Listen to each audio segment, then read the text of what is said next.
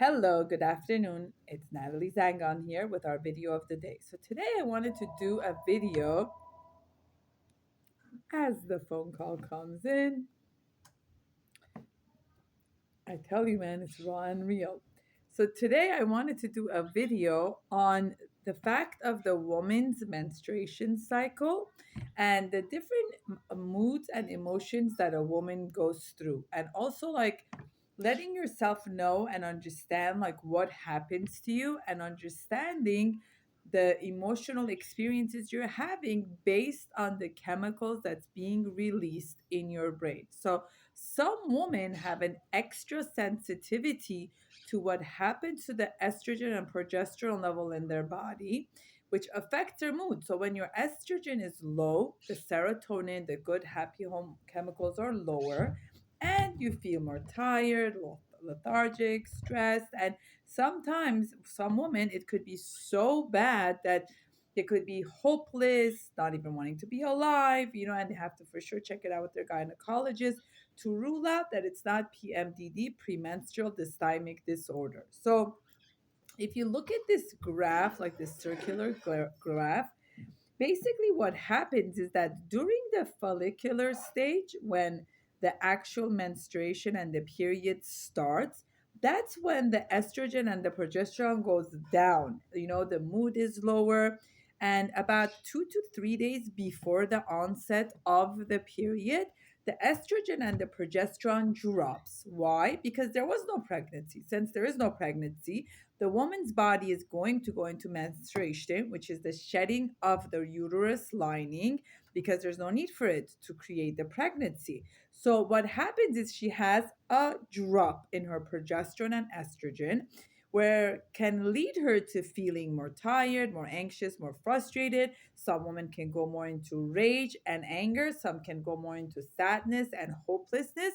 It's a really good idea when your girls start getting your period to tell them to schedule it for themselves, because the few days when the period is supposed to come, it's more of a sensitive timing for them. So it's not the best time to plan pool parties and a special project, a special outing. Whenever possible, it's good to be mindful of that, because their body, some girls and some are just fine and they don't even feel anything, but for the ones that are more sensitive, it's good for them to know in advance when it's going to come again, to be better prepared, and for married women to have it documented, so that way it could be like a word, like warning to themselves, and also letting their spouse know, listen, I think my like period is going to be coming in a few days, I'm going to be more of a on the sensitive zone.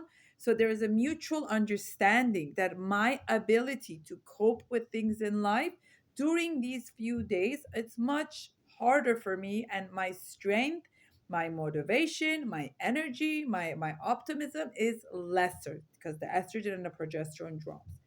As you get closer in the follicular stage when you have the menstruation, as the woman gets closer to ovulation, boom, they have a burst of progesterone and estrogen going up again, because another egg is being released. So the body is preparing itself that in case a possible pregnancy happens, they need that level of progesterone and estrogen. So during the luteal stage, from the time of the ovulation till after, there's two spurts of progesterone, high and low. So from the day of ovulation for about like 5 to 7 days, it's going higher, higher, and then there is a drop, and then there is another high, and then there is another drop. So meaning when it gets closer to the period coming again, she'll have a high and then a drop. So during the luteal stage, which is the time that she's in the ovulation stage,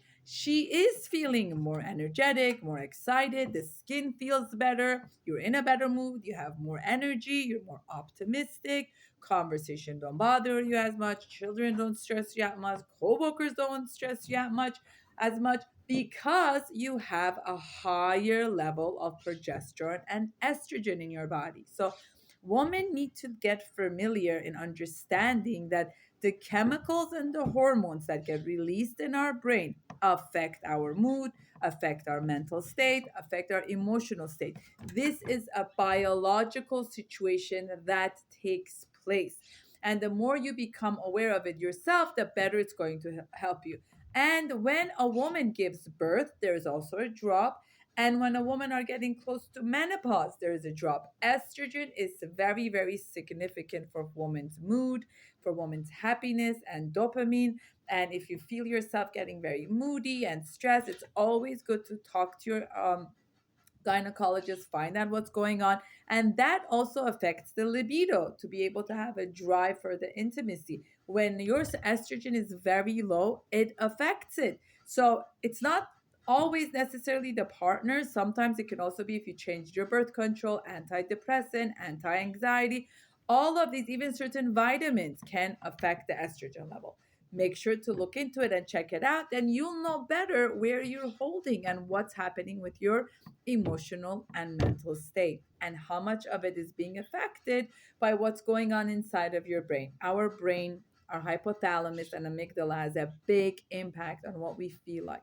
So become the driver of your life, knowing your emotions, your feelings, and what's going on. Because no matter what, we cannot always keep everyone in our life happy at all times.